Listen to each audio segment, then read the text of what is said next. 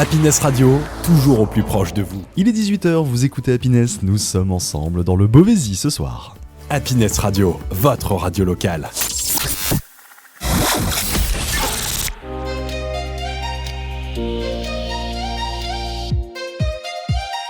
Emploi, invité et bonne humeur dans le Beauvaisis, c'est Quoi de neuf Beauvais avec Célia et Guillaume, tous les jeudis sur Happiness. Bonsoir à toutes et tous et bonsoir à toi Célia.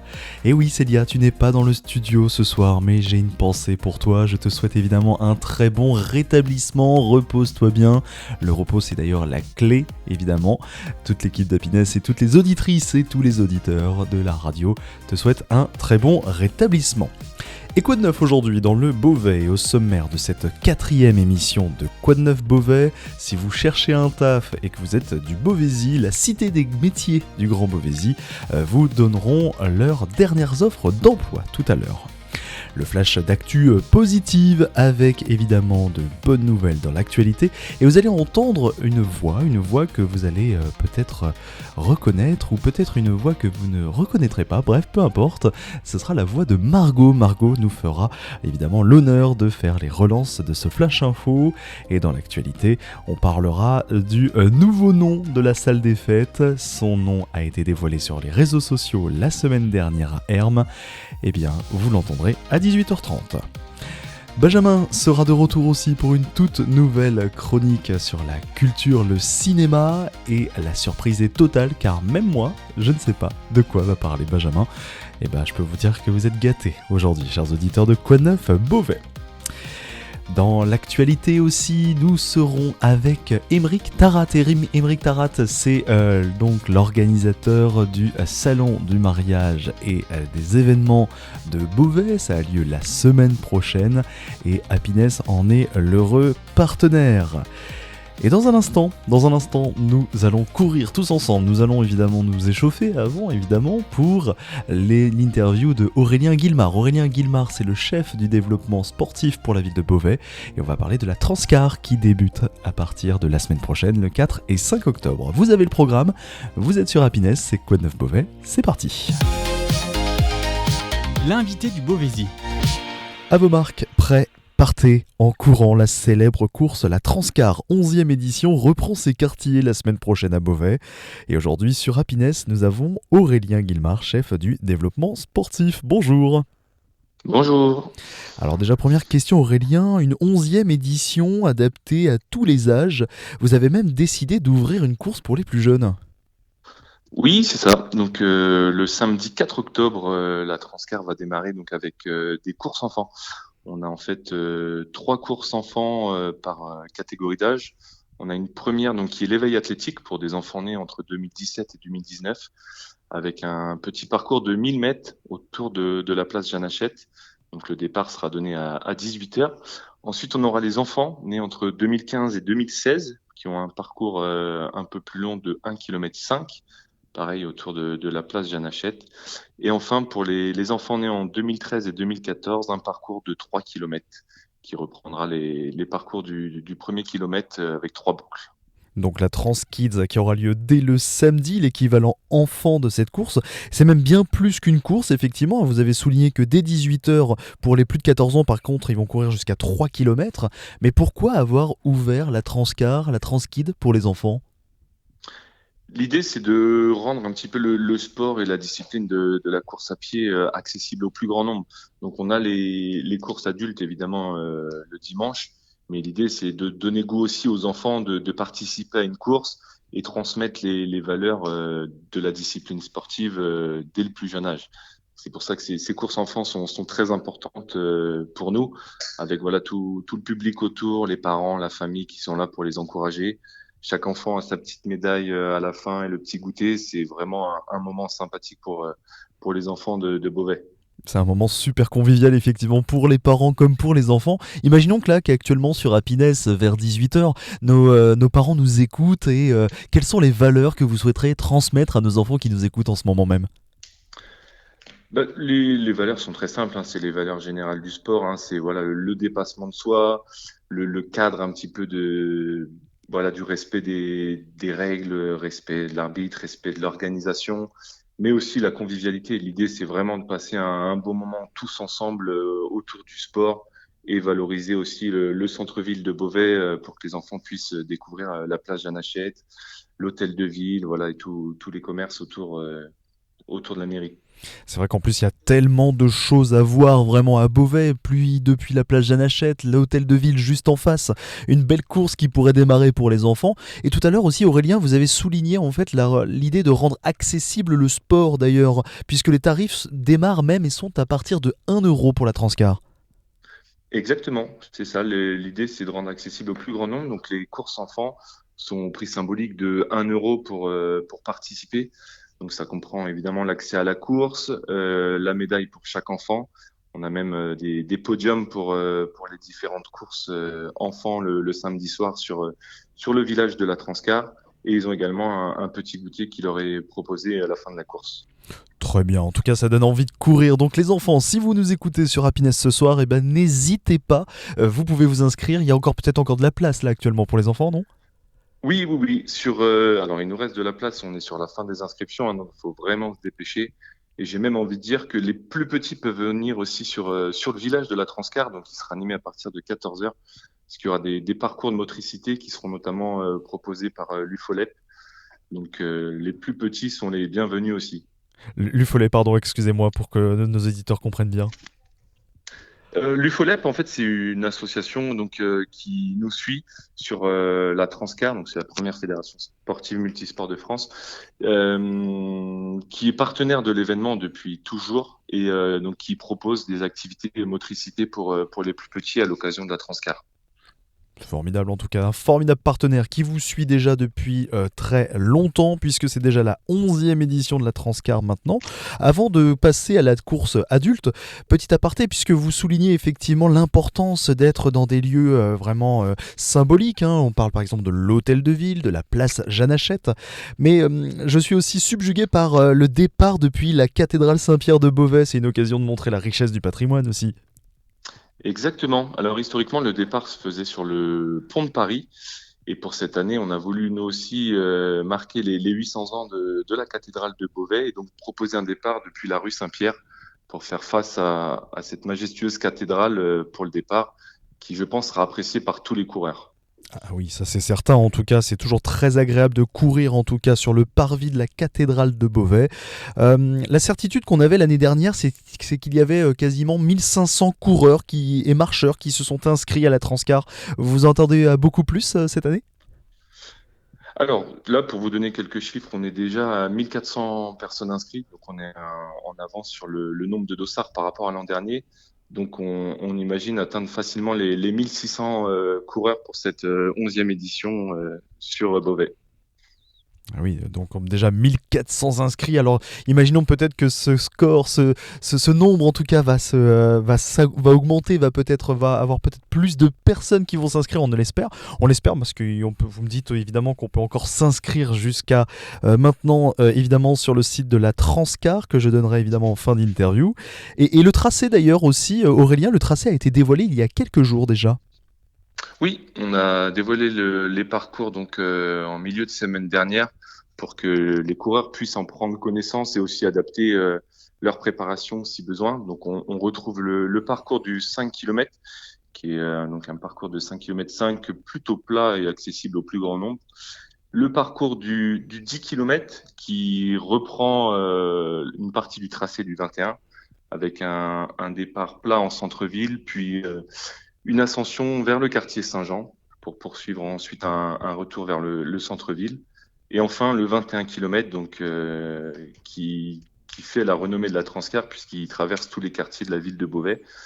Et on appelle chacun des Beauvaisiens à vraiment descendre pour venir encourager et supporter tous les coureurs tout au long du parcours. Aussi bien les coureurs et les marcheurs, parce que même on peut marcher pour la Transcar. Oui, c'est ça. Donc là, depuis, ça va être la 3e année où le parcours du 10 km, donc c'est le même que pour les coureurs, est ouvert aux marcheurs. Donc marche nordique hein, avec la spécificité des bâtons. Donc tous les marcheurs sont les bienvenus. Précisons quand même la petite particularité, parce que vous dites pour le 10 km, donc c'est un départ au centre-ville, on va jusqu'au quartier de Saint-Just-des-Marais, on va jusque Saint-Jean.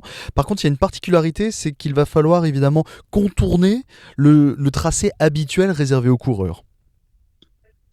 Le parcours du 10 pour les marcheurs est identique aux coureurs, hein. Ah, autant pour moi, parce que Voilà. je regardais ma source d'information et effectivement, donc, oui, il disait qu'il fallait prendre un autre chemin, mais effectivement, c'est identique. Direction, en tout cas, ensuite, voisin-lieu, puis le centre-ville. Le départ est à 9h30 pour la course de 10 km. Effectivement, c'est vrai qu'il y a une grande variété de courses quand même, parce que je vois 5, 10, 21 pour les enfants aussi. C'était important, en tout cas, de créer une telle variété de courses pour la Transcar et pour le marathon en général. Oui, alors nous, pour la Transcar de Beauvais, l'idée, c'est vraiment de rendre accessible au plus grand nombre, du plus petit au plus grand. Voilà, pas forcément que des coureurs élites. L'idée, c'est vraiment mettre en avant l'activité physique qui est nécessaire pour la santé de tous et que chacun puisse relever son propre défi. La personne qui commence à courir, qui veut relever son premier 5 km, celui du niveau supérieur de 10 et jusqu'au semi-marathon. Voilà, c'est vraiment pour nous hyper important. Et quand on regarde, on retrouve donc de la partie transquis aux adultes une continuité dans les âges. Voilà, il y a toutes les catégories d'âge peuvent participer à la Transcar de Beauvais. En tout cas, tout le monde est le bienvenu à la Transcar de Beauvais édition 2025. Vous, de votre côté, Aurélien, est-ce que vous allez courir? Non, malheureusement, je suis responsable de l'organisation le jour J, donc je cours, mais pas sur le parcours. Je cours pour gérer toutes les différentes sollicitations. Je peux comprendre, ça c'est bien dit, ça vous courez pour... Mais oui, puisque vous Mais en êtes tout cas, le effectivement... parcours me donne très envie. C'est à Ah, chaque fois qu'on travaille avec les équipes pour reconnaître les parcours, voilà, ça nous donne envie et on essaie de répondre au maximum aux envies aussi des coureurs du territoire. oui, parce que est-ce qu'il y a parfois des subtilités? Est-ce que parfois vous allez vous adapter en fait à au retour que vous recevez chaque année? Ou est-ce que parfois vous allez même aller sur d'autres endroits plus ardus, j'ose dire, pour courir?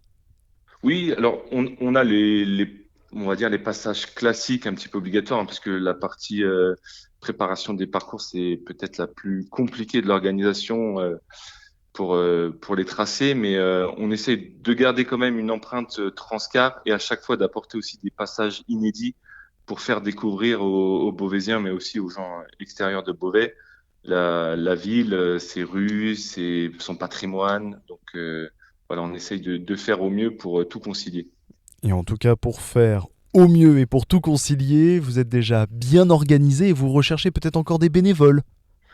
Tous les bénévoles sont les bienvenus, hein. L'idée, c'est un petit peu comme les coureurs qui puissent participer à toutes les courses. Là, on est vraiment ouvert à accueillir un maximum de bénévoles pour partager cette fête aussi, parce qu'on parle de courses, mais on parle aussi de rassemblements festifs et des valeurs du sport qui rassemblent. Et vous recherchez quel type de bénévoles, par exemple, pour rassembler?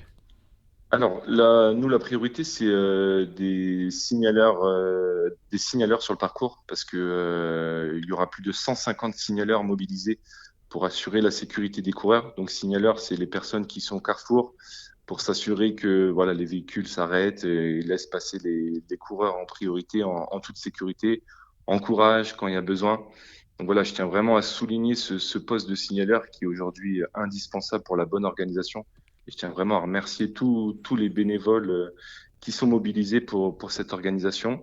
Mais on a aussi la partie retrait des dossards, remise des médailles finisher, les ravitaillements. Donc voilà, un moment important pour moi aussi pour remercier tous les gens qui se mobilisent et qui font cette Transcar. Vous voyez comme quoi vous avez déjà pris de l'avance. Vous êtes déjà droit devant en tout cas pour remercier tout le monde. Vous avez réussi à trouver vos bénévoles qui demandent... Parce que je vois que vous avez demandé des bénévoles qui demandaient le permis de conduire.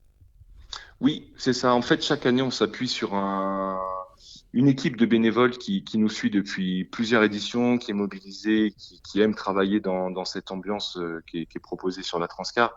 Et en fait, le poste de signaleur nécessite notamment le permis parce qu'il faut connaître le code de la route pour s'assurer de bien faire respecter la sécurité entre les voitures, les piétons, les coureurs. Voilà, c'est des postes qui sont très sensibles et auxquels on prête vraiment attention pour la sécurité de tous. La sécurité, la convivialité, vraiment une course pour les enfants, de la marche pour les plus adaptés ou même de la course pour les plus motivés.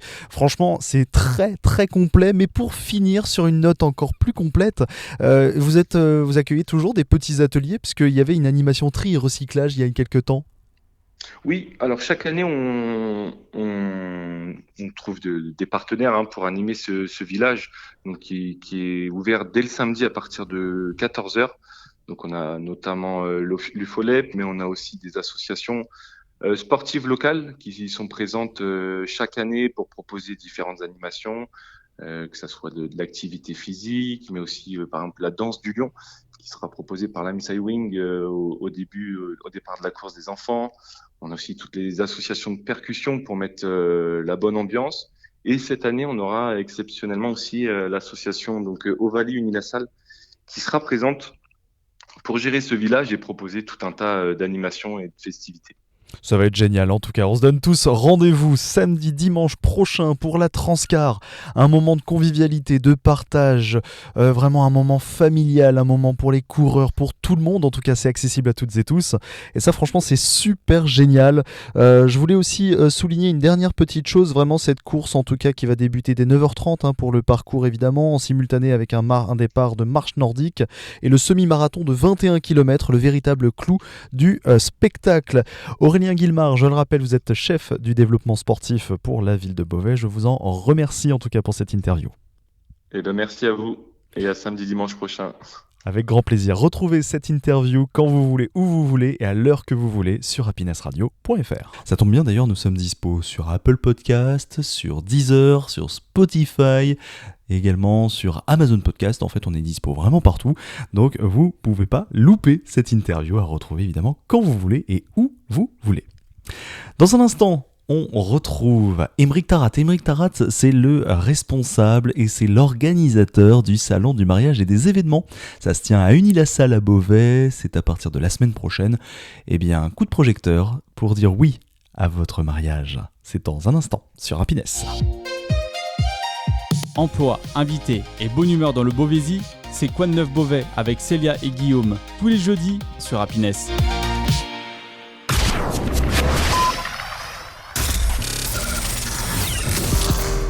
La radio plus proche de vous, c'est Happiness Radio. Dans ma voiture, j'ai l'ABS pour un freinage optimal, le GPS pour trouver mon chemin, mais le plus important, c'est que j'ai le DAB+. La radio en DAB+. Grâce au DAB+, j'écoute la même radio sur tout mon trajet, sans jamais changer de fréquence, avec une qualité sonore exceptionnelle et davantage d'infos sur ce que j'écoute. Et puis, il y a plus de choix de radio. Bref, le DAB+, c'est 3 lettres pour une révolution de la radio. DAB+, DAB+. Plus d'infos sur ensemble-pour-le-DAB+.fr. Emploi, invité et bonne humeur dans le Beauvaisis, c'est Quoi de neuf Beauvais avec Célia et Guillaume, tous les jeudis sur Happiness. Aymeric Tarat se prépare pour une interview où on aura l'occasion de dire oui, et oui, au salon du mariage et des événements de Beauvais à Unilassal. Ça tombe bien, c'est dans quelques minutes, mais avant, on se plonge dans la nostalgie des années 90 avec Jennifer Page. C'est ce week-end et il y aura tellement d'occasions de dire un grand oui. Aymeric Tarat, bonjour. Bonjour Guillaume. Alors première question déjà très simple, vous aussi vous avez déjà dit oui ? Il fut un temps, effectivement. Ça m'est arrivé et voilà, c'était l'un des plus beaux jours de ma vie. Ça a été l'un des plus beaux jours de votre vie, comme le plus beau jour de notre vie, de venir au salon du mariage pour ce premier week-end du mois d'octobre. 1000 m² d'exposition sur 2 jours, plus de 60 exposants qualifiés. Mais pourquoi vous appelez les exposants qualifiés, ces nombreux exposants du salon, Aymeric ? Alors aujourd'hui, je vais même rectifier votre chiffre parce qu'il a évolué entre-temps. Nous sommes même à 70 exposants ce week-end. 70 exposants qualifiés parce qu'ils sont tous professionnels de l'événement. Alors pas que le mariage d'ailleurs, c'est pour ça qu'on l'a aussi intitulé Salon du mariage et de vos événements. L'idée, c'est vraiment de réunir en un seul week-end les acteurs beauvaisiens, mais également aux alentours, puisqu'ils viennent tous du département, parfois un peu limitrophe, mais principalement du 60. et tous qualifiés parce qu'ils sont tous professionnels de ce genre d'événements, allant du mariage à l'anniversaire, au baptême et à d'autres occasions pour faire la fête. Effectivement, vous dites plus de 70 exposants de l'Oise et d'ailleurs, donc des professionnels du mariage, de l'événementiel, traiteurs, robes de mariée, tenues de smoking, il y en aura donc pour tous les goûts. Absolument. Ce qu'on veut en fait sur nos événements, c'est vraiment de retrouver le plus large panel de professionnels. Donc voilà, il y aura évidemment plusieurs boutiques pour retrouver votre robe de mariée ou votre costume. Mais évidemment, voilà, vous pourrez trouver votre lieu de réception, votre traiteur, votre DJ. Vous pourrez également préparer ce mariage autour de professionnels des enterrements de vie de jeunes hommes ou de jeunes filles. Et puis on fait, et bien sûr, il y a aussi l'après-mariage. Et ça c'est également important de pouvoir préparer son voyage, par exemple, à l'issue de la cérémonie. Oui, parce qu'on a tendance à oublier que la lune de miel, c'est aussi une part intégrante de l'organisation du mariage, par exemple. Et ça, c'est vrai que c'est bien d'avoir en tout cas ces exposants qui nous proposent également de nous organiser là-dessus.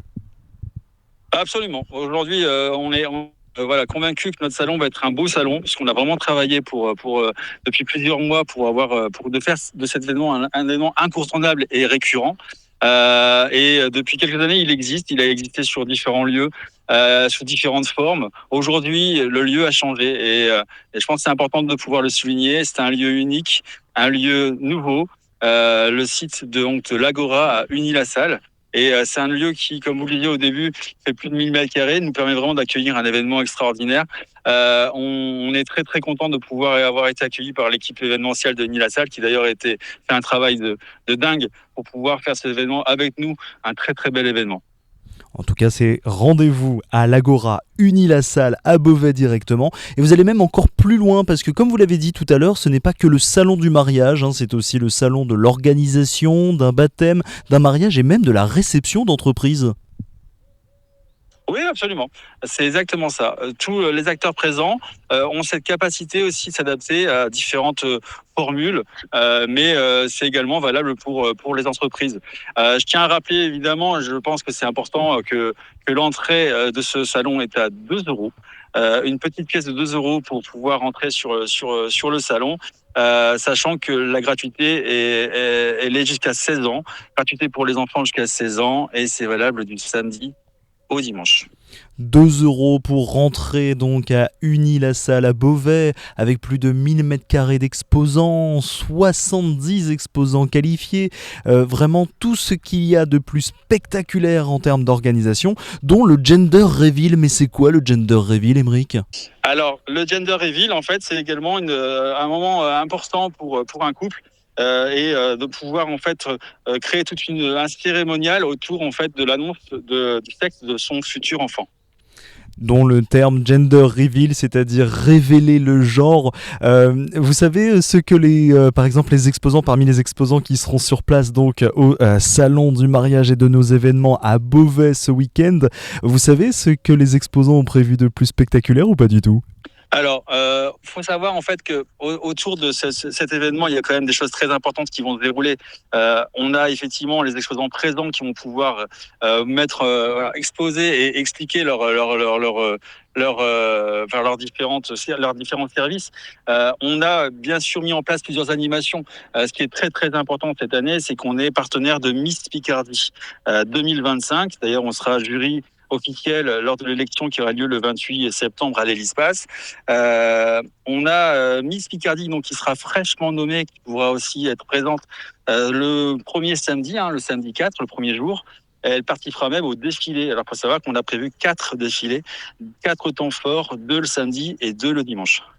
Et c'est formidable de souligner qu'effectivement, Quoi de neuf dimanche sera en direct de l'Hélice-Passe de Beauvais pour une émission spéciale, en tout cas spéciale Miss Picardie devant l'Hélice-Passe de Beauvais. Et puis on interviewera avec grand plaisir évidemment l'heureuse élue le jour où elle viendra déambuler en défilé lors de ce salon du mariage. Des temps forts sont attendus comme le traditionnel défilé en robe de mariée, on venait d'en parler à l'instant.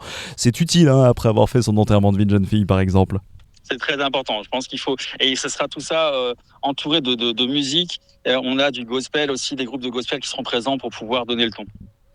Groupe de gospel, c'est parfait parce que c'est vraiment exactement la question que j'allais vous poser, Aymeric, à croire que vous avez connu mes questions à l'avance. Sur le site, vous allez accueillir donc des artistes, donc j'entends un groupe de gospel, mais est-ce qu'il y en aura d'autres ? En fait, on a 2 groupes de gospel qui seront présents. Alors, un particulièrement typé gospel, et puis également un autre groupe qui sera plus sur des variétés beaucoup plus larges.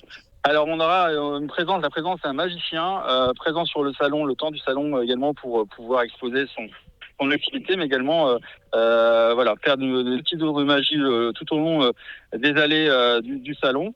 On a mis en place également des structures gonflables pour permettre aux enfants de pouvoir s'amuser également le temps du week-end, tout ça gratuitement. Et puis, il ne faut pas oublier que si on souhaite faire un tour au salon, on peut y rester la journée. Pourquoi ? Parce qu'on a aussi prévu les midis la présence de food trucks également pour pouvoir également se restaurer sur place. On va manger quoi, tiens, par exemple ? Alors, on a du bokit qui est prévu. Bokit, donc c'est un plat guadeloupéen, exactement. Pas présent et qui est en fait un acteur local. Il se trouve à Hermes sous le nom de Saveur des Îles. Je préfère le nommer parce que c'est quelqu'un qui nous suit sur pas mal d'événements. Et puis on a également Niglo Food qui proposera du burger et puis d'autres types de restauration. C'est parfait, bah écoutez, ça c'est bien puisque ça nous donne déjà bien l'eau à la bouche. Vous dites également que les visiteurs vont pouvoir y rester toute la journée et ils auront aussi une occasion exceptionnelle d'être tirés au sort. Mais à quelle occasion vous allez nous faire gagner, je l'espère ?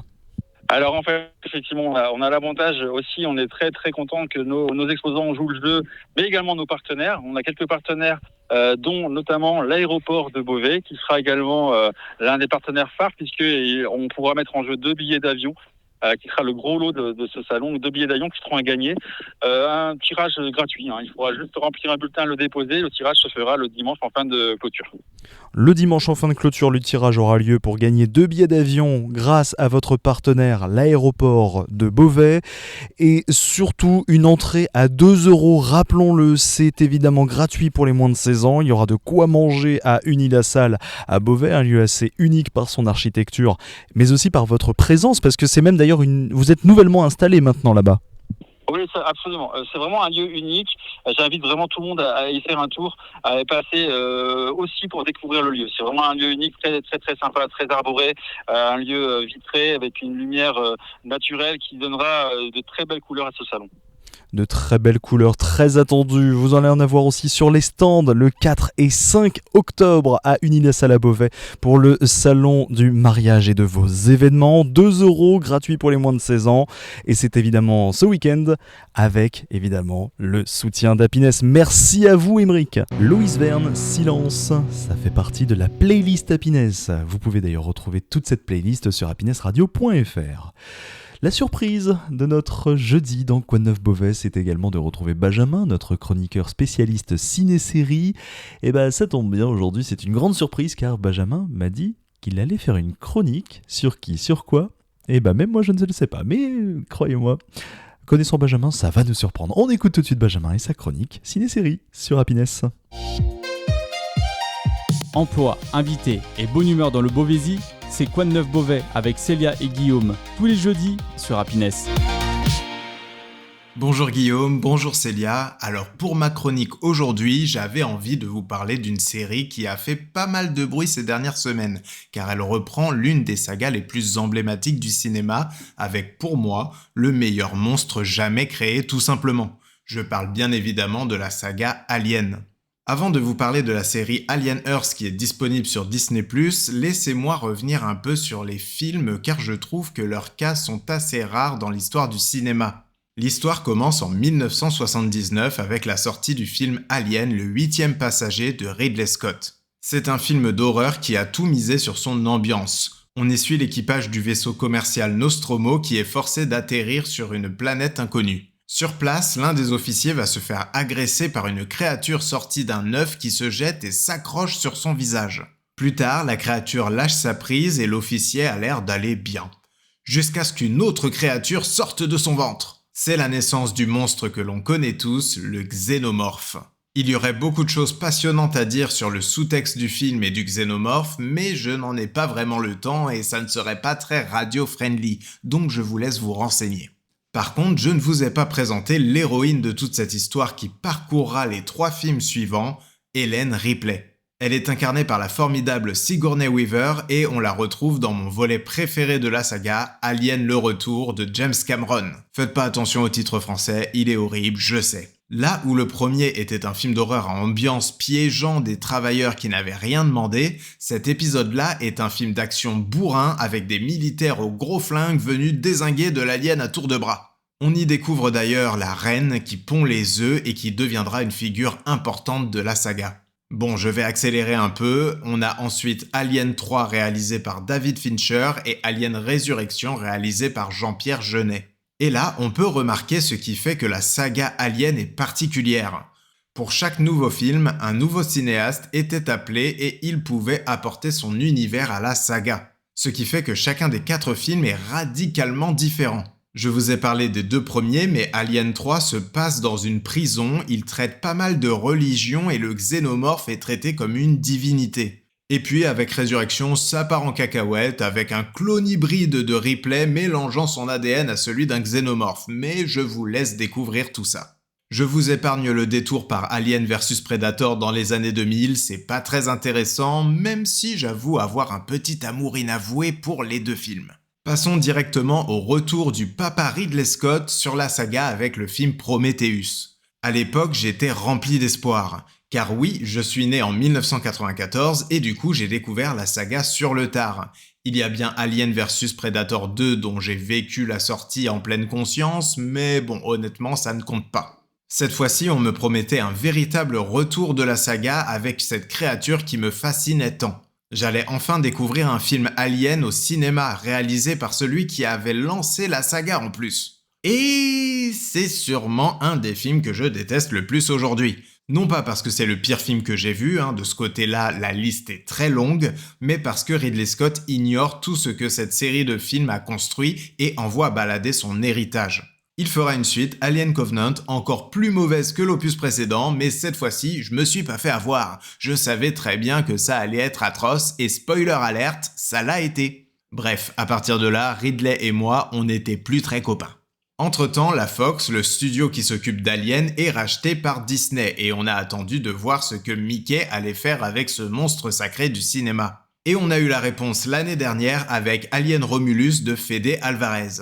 Bon, comme souvent avec la firme aux grandes oreilles, elle est plus préoccupée par la nostalgie que par créer des choses nouvelles, mais le film reste quand même plutôt sympathique. D'ailleurs, apparemment, le réalisateur aurait été viré de la suite par un certain Ridley Scott, encore lui.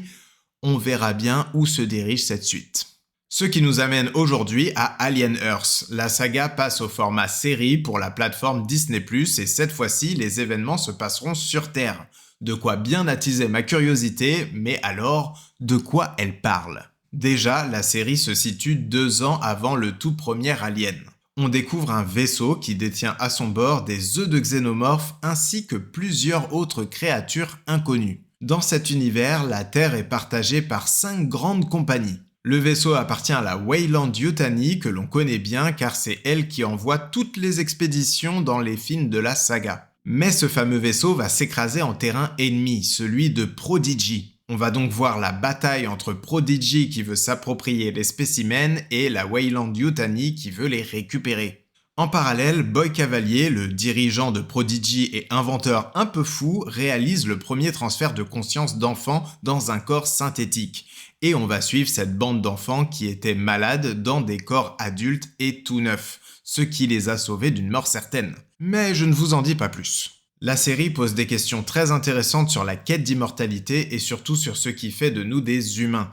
Est-ce que ces enfants sont désormais des êtres synthétiques ou bien des humains à part entière ? J'aime beaucoup la manière dont la série va essayer de développer ces sujets et ça justifie pourquoi ils avaient besoin d'un temps long comme l'offre le format série. Par contre, attention, elle n'est pas dénuée de défauts. Le xénomorphe est légèrement mis de côté, ce qui est un peu dommage, mais finalement pas plus mal car les scènes d'action peinent vraiment à être impactantes. Malgré tout, je vous conseille de voir la série, surtout si vous aimez cet univers à la base, et même pour les néophytes, c'est quand même pas mal de découvrir l'univers avec cette série et de replonger dans les films après. Le dernier épisode est sorti hier et donc vous pouvez tout vous enchaîner ce week-end. C'est fini pour moi, Guillaume, Célia, je vous laisse reprendre. Emploi, invité et bonne humeur dans le Beauvaisis, c'est Quoi de neuf Beauvais avec Célia et Guillaume, tous les jeudis sur Happiness. La chronique emploi, en partenariat avec la Cité des métiers de Beauvais. Et c'est l'heure de la chronique emploi en partenariat avec la Cité des métiers du Grand Beauvaisis. Et cet après-midi, nous sommes avec Pauline. Bonjour Pauline. Bonjour Guillaume, Comment ça va ? ça va très bien et vous? Ça va, merci beaucoup. On commence ces offres d'emploi avec un restaurant à Grandvilliers. Il recrute un serveur, un pizzaiolo et un commis de cuisine. Exactement, donc les postes sont à pourvoir immédiatement, en CDD ou en CDI selon le profil. Une formation en hôtellerie-restauration est souhaitée pour le poste de serveur notamment, Bac Pro ou BTS, ainsi qu'une expérience confirmée dans le domaine. Et l'expérience est d'autant plus requise pour les postes de commis et de pizzaiolo. Au niveau des qualités recherchées, donc les maîtrises des techniques de service, bonne connaissance de produits, un excellent relationnel bien évidemment, rigueur et esprit d'équipe. Par rapport aux horaires, donc comme habituellement dans la restauration, ce sont des horaires en coupure et un repos le dimanche et le lundi. Très bien, bon week-end en tout cas c'est pour le dimanche. Et le lundi, la crèche de Saint-Aubin-en-Bray recherche une auxiliaire de puériculture. Effectivement, il s'agit d'un CDD d'un an renouvelable avec une prise de poste dès le 1er octobre 2025. Pour postuler, il faut être titulaire du diplôme d'État d'auxiliaire de puériculture et la personne travaillera en binôme avec 2 collègues récemment diplômés du CAP Petite Enfance. Très bien en tout cas, la crèche de Saint-Aubin-en-Bray en plein cœur du Pays de Bray. Le centre social de Grandvilliers, on y était tout à l'heure avec notre ami pizzaiolo, recherche 3 postes de volontaires en service civique. Effectivement, donc le service civique, c'est un contrat de volontariat qui est ouvert aux jeunes qui ont entre 18 et 25 ans pour cette offre en particulier, pour les jeunes qui ont envie de s'engager dans une mission solidaire. Donc, il y a 3 missions différentes. La première, c'est la lutte contre l'isolement des personnes âgées en réalisant des visites de convivialité à domicile. La seconde, c'est de l'animation auprès d'enfants et des jeunes. Et la troisième, c'est de l'intervention en atelier à destination des familles, en lien avec les écoles et collèges du territoire. Il s'agit d'un contrat de 8 mois, à raison de 24 à 30 heures par semaine, avec une prise de poste immédiate. Avec une prise de poste immédiate, vous êtes volontaire, vous recherchez en tout cas un service civique du côté de Grandvilliers, rendez-vous au centre social. On reste à Grandvilliers d'ailleurs, Pauline, avec la recherche d'un charcutier traiteur. Tout à fait, donc toujours dans le même secteur géographique. Il s'agit cette fois-ci d'un CDD de 3 mois, 20 heures par semaine, répartis le mardi, vendredi et samedi. Et le diplôme charcutier traiteur est exigé pour ce poste, qui est à pourvoir rapidement. Un poste à pourvoir donc rapidement. Une offre en alternance aussi qui est proposée grâce à la Cité des métiers du Grand Beauvaisis. CQP, contrat de qualification professionnelle, opérateur ou opératrice qualité pour une entreprise industrielle cosmétique à Beauvais. Exactement, donc la société souhaite former des opérateurs qualité dans le cadre du CQP. Il s'agit d'une formation d'1 an avec une alternance. Le rythme est de 3 semaines en entreprise, 1 semaine en centre de formation à Beauvais. Avant d'intégrer la formation, il y aura une mission d'intérim de 1 ou 2 mois à partir de novembre 2025 et à la clé, un CDI possible à l'issue de la formation. Et ça c'est plutôt cool par les temps qui courent d'obtenir un CDI.